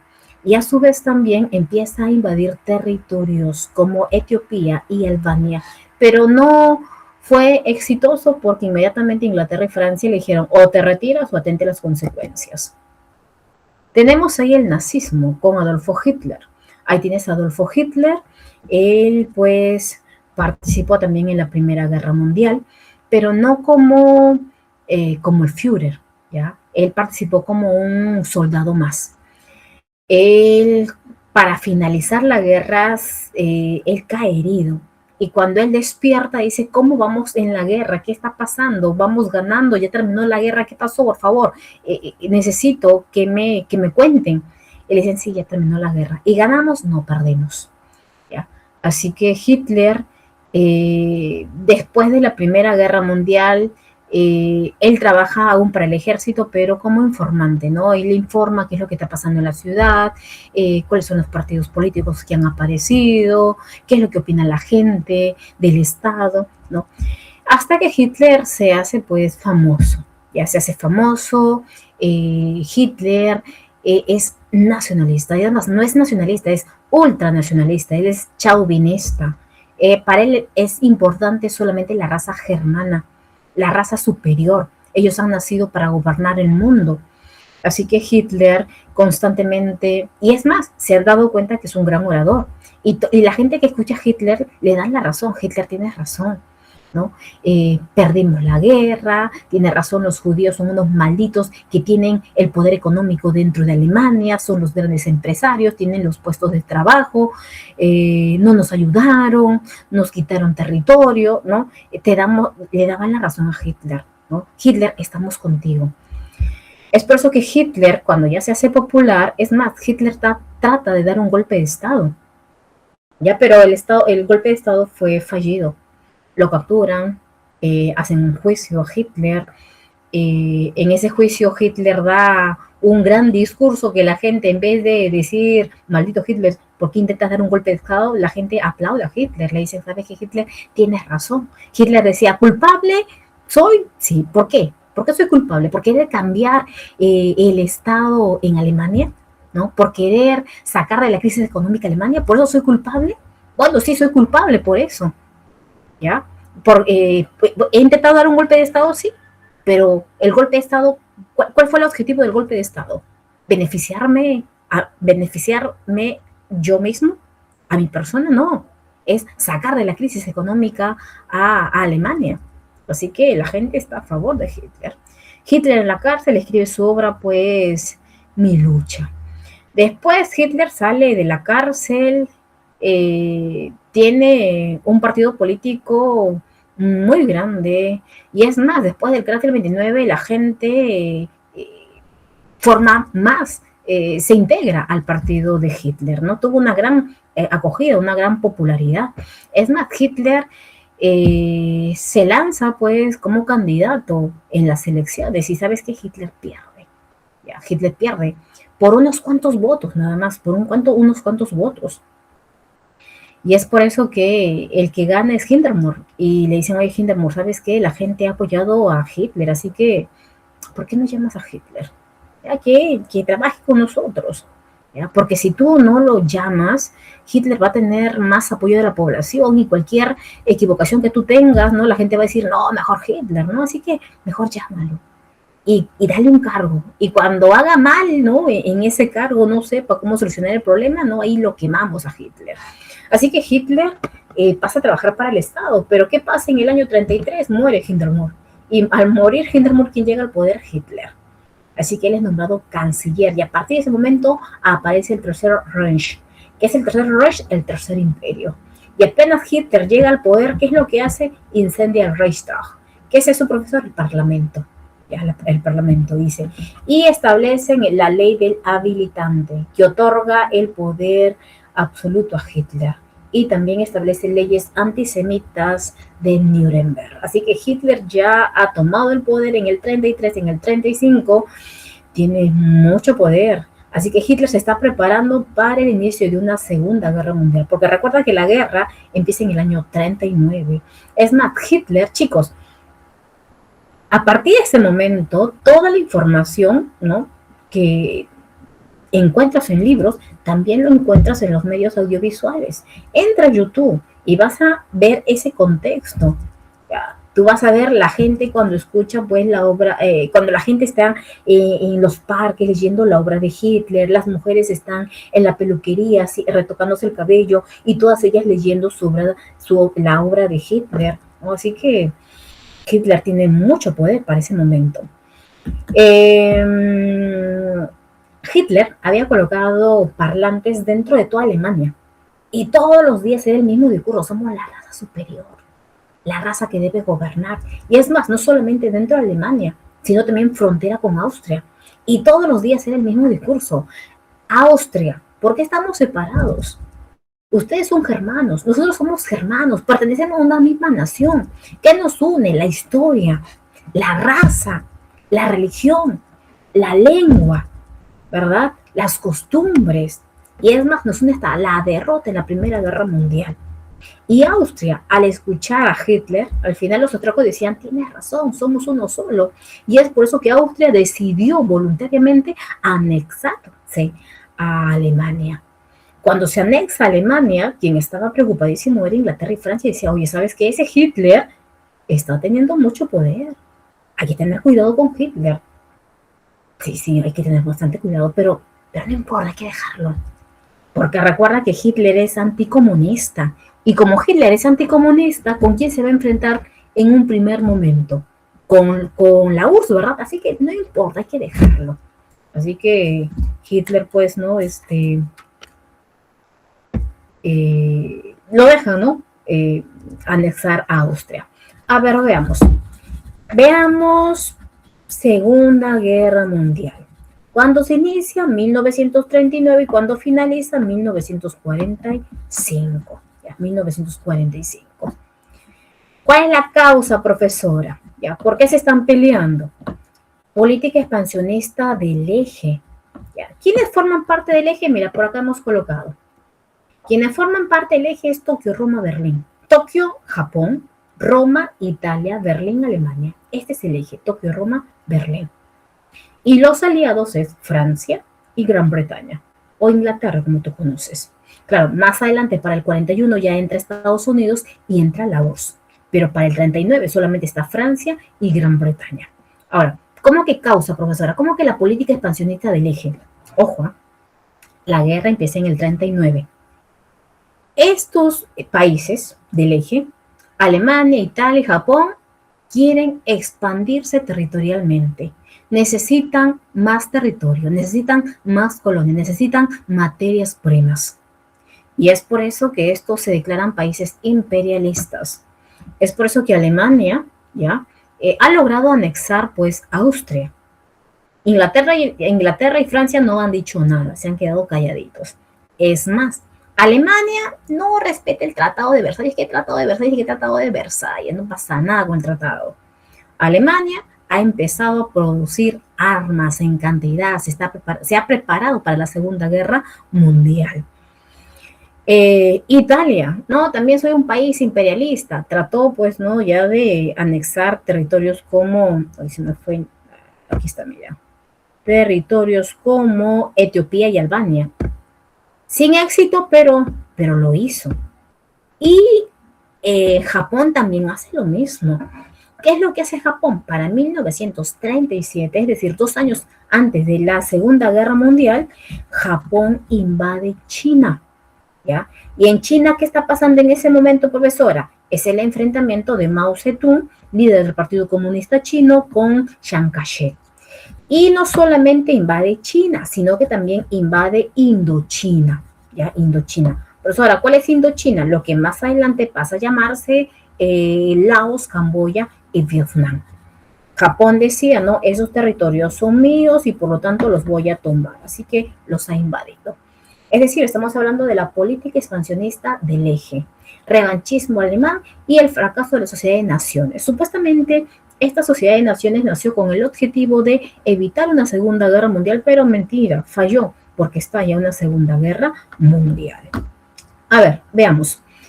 Esta segunda, chicos, con respecto a las guerras mundiales, ¿ha sido pregunta en San Marcos? Sí. ¿Ya? Por ejemplo, no recuerdo ahorita si fue con respecto a la primera o segunda, pero San Marcos preguntó cómo se inició, no sé si es primera o segunda, ya, pero la pregunta era con respecto a cuándo se inicia la Primera Guerra Mundial o fue la segunda. Por ejemplo, en la Primera Guerra Mundial, ¿cuándo se inicia? Cuando Alemania invade Bélgica, ¿verdad? Ya. Mientras que en la segunda, sí, creo que fue la primera, fue la primera. La pregunta de San Marcos fue con respecto a la Primera Guerra Mundial. Porque en la Segunda Guerra Mundial, Cuando se inicia la guerra, cuando Alemania invade Polonia. Ahora, San Marcos no es datero, chicos, ¿ya? San Marcos no es datero. San Marcos no te va a preguntar fecha, hora, los principales jefes que estuvieron ahí enfrentándose, los militares, no. Recuerda que mayormente prima, ¿no? ¿Cuáles son las causas? ¿Cuáles son las consecuencias? No te está preguntando batalla por batalla. Es por eso que, chicos, nosotros estamos trabajando con el material de la CEPRES San Marcos, ¿ya? Estas diapositivas han sido creadas, ¿no?, por mi persona y por varios profesores más, ¿ya? Así que por ahí siempre en cada ciclo que pasa, ya revisamos las diapositivas, por ahí le cambiamos de repente la forma, le cambiamos el colorcito, le cambiamos las imágenes, pero la información sigue siendo la misma. Los alumnos van cambiando, ¿ya? Pero la información sigue siendo la misma. Por ahí que pones un poquito más o recuerdas un poquito más, pero la información es la misma. Ahora, si tú has revisado el material de la Presa San Marcos, en la Presa San Marcos tú no vas a ver pues detalle a detalle, no estás viendo batallitas por batallitas, porque no te van a preguntar ello. Ya, San Marcos no es atero. Estamos hablando de un proceso. ¿Cuál es el proceso de la guerra? ¿Cuáles son las causas, las consecuencias? ¿Ok? Esta Segunda Guerra Mundial se parece muchísimo a la Primera Guerra Mundial. Mira, primero tenemos la ofensiva del eje, es decir, la ofensiva de Alemania, Italia, Japón. Recuerda que ellos se han preparado para la guerra. Recuerda que Alemania se ha preparado para la guerra. A ver, ¿cómo se inicia la guerra? Alemania invade Polonia. Ya. A ver, vamos a ver si por acá hay una imagen. Aquí está, mira, mira, mira. Profesor, ahí de negrito hemos colocado el Tercer Reich, Alemania. Mira, mira, ¿cómo es el mapa? Aquí está la URSS. Aquí está Polonia. Mira, hemos pintado de dos colores, ya para que te des cuenta. Esta mitad de Polonia antes le pertenecía a Alemania. Y esta otra mitad de Polonia le pertenecía a Rusia, ¿verdad? A Rusia. Ya. Entonces, ¿qué es lo que dijo Hitler? Hitler hablaba acerca de el espacio vital, ¿verdad? Y Hitler decía, tengo que recuperar esta parte porque aquí hay germanos. Es por eso que Hitler, antes de la Segunda Guerra Mundial, Hitler decía, si yo tomo Polonia, ¿quién salta inmediatamente? La URSS, ¿verdad?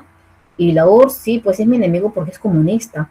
Pero yo no quiero pelearme ahorita con la URSS. Ya no quiero tener problemas con la URSS. Así que Hitler firma el pacto de no agresión con la URSS. ¿Sabes qué, Stalin? Ya puede ser que repartirnos Polonia, mitad para mí, mitad para ti. Total, a ti te pertenece esa parte y a mí me pertenece la otra parte. Así que se firma el pacto de no agresión. Es por eso que cuando se inicia la guerra, la URSS no entra a la guerra. La URSS se queda calladita, se queda quieta, solamente recupera lo que le pertenece. Cuando entra la URSS a la guerra, recién para el 1941. ¿Por qué, profesora? Porque después de 2 años, ¿qué hace Hitler? Hitler, después de haber tomado todo o tener el control de toda Europa, recién decide pelearse con la URSS. Pero eso es 2 años después, ¿ok? A ver, veamos. ¿Cómo se inicia la guerra, profesora? ¿Qué es lo que hace Alemania? Alemania inicia la guerra tomando Polonia. ¿Qué más, profesora? También va a empezar a atacar a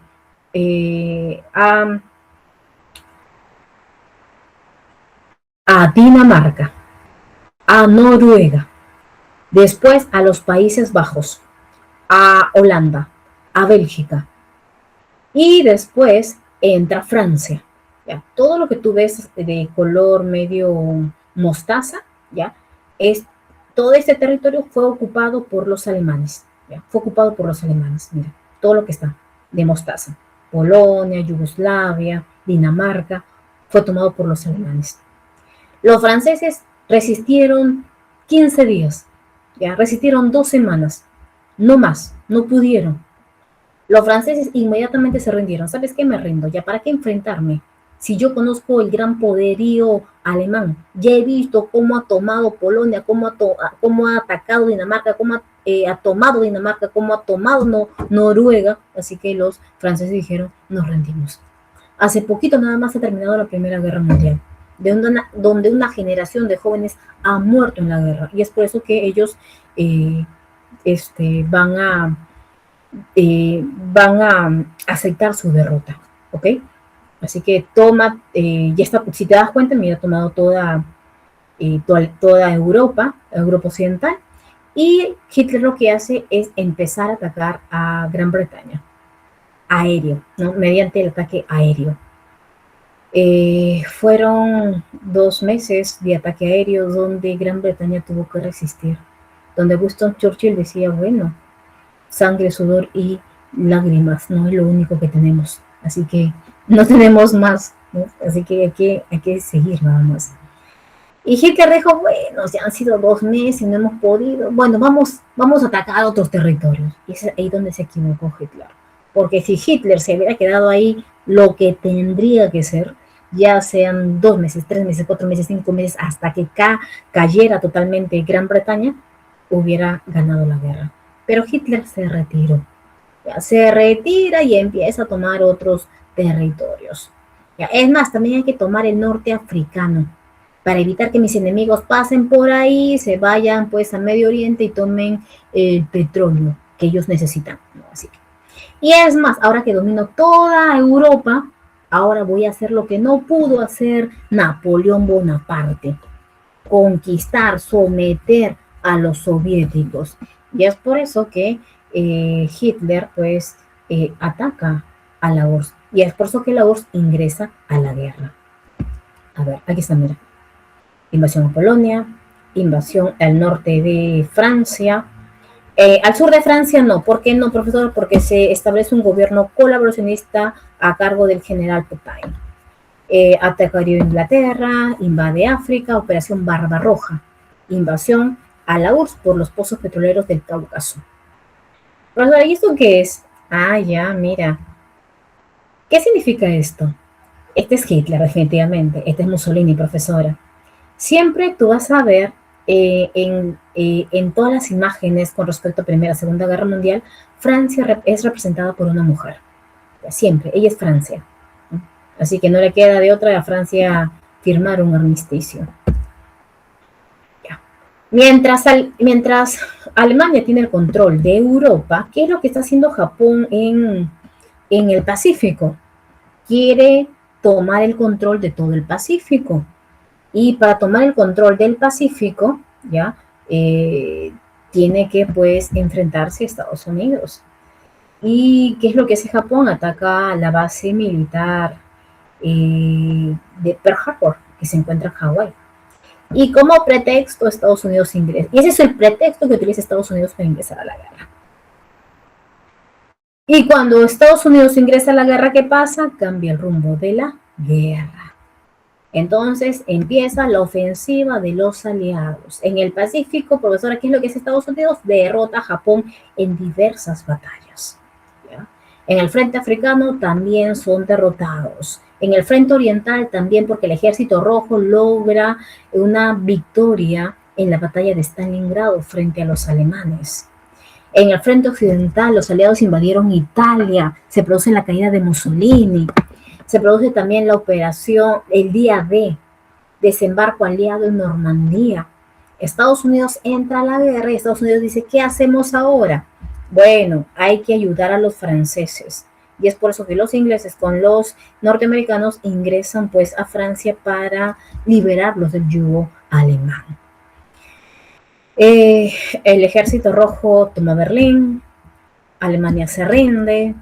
Hitler, ¿qué pasa con Hitler? Algunos dicen que Hitler se suicidó, otros dicen que Hitler huyó. La cuestión es de que Alemania ha sido derrotada. Y es por eso que para el año 45 se producen 2 conferencias muy importantes en diferentes meses. Primero, la conferencia de Yalta.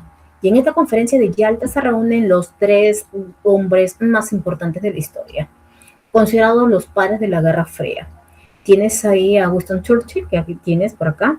Tienes a Roosevelt. Y por acá tienes a Stalin, ¿ya? Recuerda que estos son los aliados, ¿ya? Profesora, pero ellos forman parte de ellos son los aliados, ¿sí o no? Pero falta Francia. Sí, pero Francia no participa, pues, porque recuerda que Francia ha sido tomado por los alemanes, así que solamente se reúnen los 3. Y en la conferencia de Yalta, ¿qué se establece? Ya, ¿qué hacemos? ¿No? ¿Qué va a pasar con Alemania? Y Alemania ya ha sido derrotada. ¿Qué hacemos con Alemania? Hay que dividirlo. No, ahí empieza a hablarse acerca de la división de Alemania. ¿En cuántas zonas se va a dividir Alemania? Es más, ahí empiezan las primeras fricciones entre la URSS y Estados Unidos, porque Estados Unidos dice, oye, ¿sabes qué?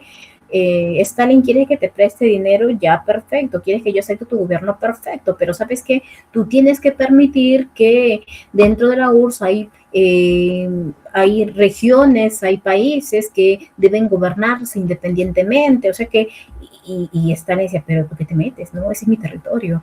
¿No? Así que ahí empiezan las primeras fricciones, ¿no? Tú me prometiste también prestarme dinero, ¿no? Ahora Alemania en cuántas zonas se va a dividir, o sea, ahí empiezan las primeras fricciones. La última reunión fue en Potsdam, donde Stalin decía, Alemania tiene que ser dividida entre tres, porque lo que hemos estado participando en esta guerra somos nosotros tres, es decir, Inglaterra, la URSS y Estados Unidos. Pero Estados Unidos dijo, no, se tiene que dividir en cuatro, ¿ya? Y por lo tanto pide, ¿no?, la participación también de Francia, ¿no? Ahora que Francia ha logrado ser rescatada por parte de ser liberada por parte de los alemanes, ahora Francia no ya está en condiciones de participar. Y para finalizar la guerra, para ese momento ya no se encuentra presente el presidente Roosevelt, fallece el presidente Roosevelt y quien entra es un nuevo presidente que viene a ser Harry Truman. Y Harry Truman, durante su gobierno, él ordena el lanzamiento de la bomba atómica de Hiroshima y Nagasaki. Así que la guerra finalizó. Y cuando finaliza la guerra, ¿qué pasa, profesora? Se establecen los juicios de Nuremberg, de Tokio, donde se va a realizar un juicio a los criminales de guerra, a los criminales que no respetaron los derechos humanos. Se establece la ONU porque el objetivo es, pues, velar por la paz mundial. Y apenas finaliza la Segunda Guerra Mundial, que se inicia la Guerra Fría. ¿Y qué es la Guerra Fría, profesora? Es el enfrentamiento entre dos grandes superpotencias. Es decir, estamos hablando entre Estados Unidos y la URSS. Mira, esta caricatura me encanta, ¿no? Profesora, aquí el águila que representa a Estados Unidos cargando su bomba nuclear y por el otro lado el oso que representa a la URSS también cargando su bomba nuclear. Mira aquí ambos enfrentándose. ¿Qué es la Guerra Fría? ¿Cuánto tiempo dura? Del año 45, apenas finaliza la Segunda Guerra Mundial, hasta 1991. En esta Guerra Fría se enfrenta a Estados Unidos, que defiende el sistema capitalista, y la URSS, que defiende el sistema socialista. ¿Ok? Socialista. Recuerda que el comunismo ya viene a ser la propuesta planteada por Carlos Marx, ¿no? La URSS nunca llegó a ser comunista, llegó a ser socialista. ¿Ok? Ahora, esta guerra fue un enfrentamiento en todo el sentido de la palabra. Fue un enfrentamiento político, ideológico, cultural, económico y también militar. Pero ojo, en el campo militar fue de manera indirecta. ¿Por qué, profesora? Porque nunca hubo un enfrentamiento directo entre la URSS le manda una bomba a Estados Unidos responde. No. ¿Por qué no? Porque recuerda que ahora los dos tienen bombas nucleares. Imagínate un enfrentamiento recontra directo. ¿Cómo hubiera terminado el mundo? Es por eso que en el campo militar no es directo, es indirecto. ¿Eso qué significa? Estados Unidos tiene sus aliados, así como también la URSS. Si mi aliado derrota a tu aliado, yo gano. Si mi aliado es derrotado, yo pierdo. Es por eso que se dice que es una guerra indirecta. Ahora, la Segunda Guerra Mundial ha finalizado, sí, pero la Segunda Guerra Mundial en esa Segunda Guerra Mundial ha dejado como consecuencia que la economía europea se encuentra muy mal, claro. Pero no se preocupen, que estas dos superpotencias van a ayudar a la reconstrucción de Europa. ¿Quiénes son los aliados de Estados Unidos? La parte de Europa Occidental. Y es por eso que lo han pintado de color azulito, mira. Portugal, España, Francia, la RFA, que surge más adelante. Esta es la Alemania Occidental. Bélgica, Holanda, los Países Bajos, ¿verdad? Italia. Y lo que está sombreado de rojito es la URSS y sus aliados. ¿Ya? La URSS y sus aliados. Cada uno de ellos va a apoyar económicamente y también los va a apoyar militarmente. Así que características nos dice su mundo bipolar, ¿no? Son dos bloques, dos estados poderosos. Se forman bloques, carrera armamentista, nuclear y espacial también. Y el choque es a través de terceros países. Mira, este personaje, ¿quién es? Es el presidente de Estados Unidos, Harry Truman. Y este es el líder de la Unión Soviética, Stalin. Cada uno agarrando su bomba. Ahora, ¿qué es lo que hace Estados Unidos para apoyar económicamente la reconstrucción de Europa Occidental? Establece el Plan Marshall. Si Estados Unidos establece el Plan Marshall, ¿qué es lo que hace la URSS? Crea la Comecon. Si Estados Unidos crea la OTAN, que es una alianza militar entre Estados Unidos y todos sus aliados de Europa Occidental, lo mismo hace la URSS, pero entre la URSS y los países de Europa Oriental. En la carrera espacial, mira quién está ganando.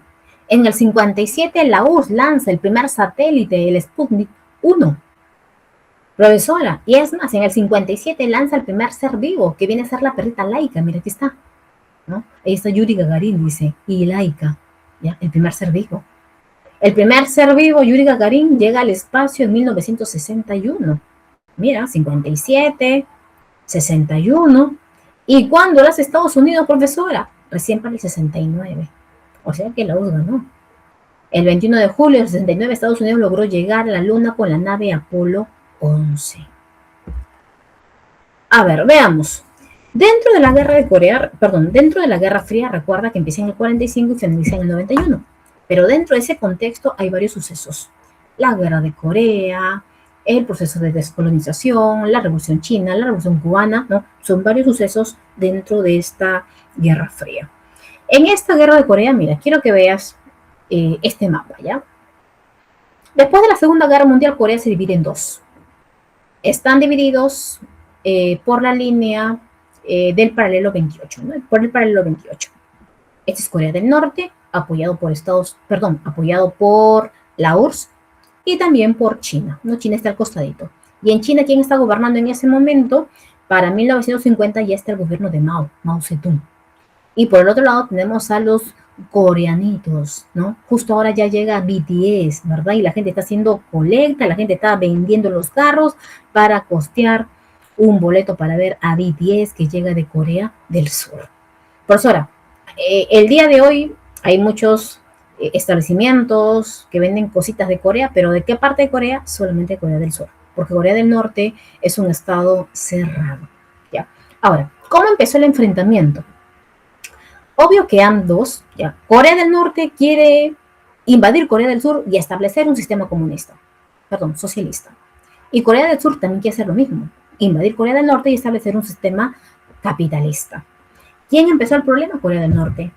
Invade Corea del Sur, llega a Seúl, retroceden los surcoreanos. Surcorea le dice, oye, Estados Unidos, mira, me han invadido. Estados Unidos le dice, sácalos de tu territorio, solo sácalos. Los surcoreanos los sacan a los norcoreanos. Los norcoreanos retroceden. Y es más, ¿no? Han entrado dentro de su territorio.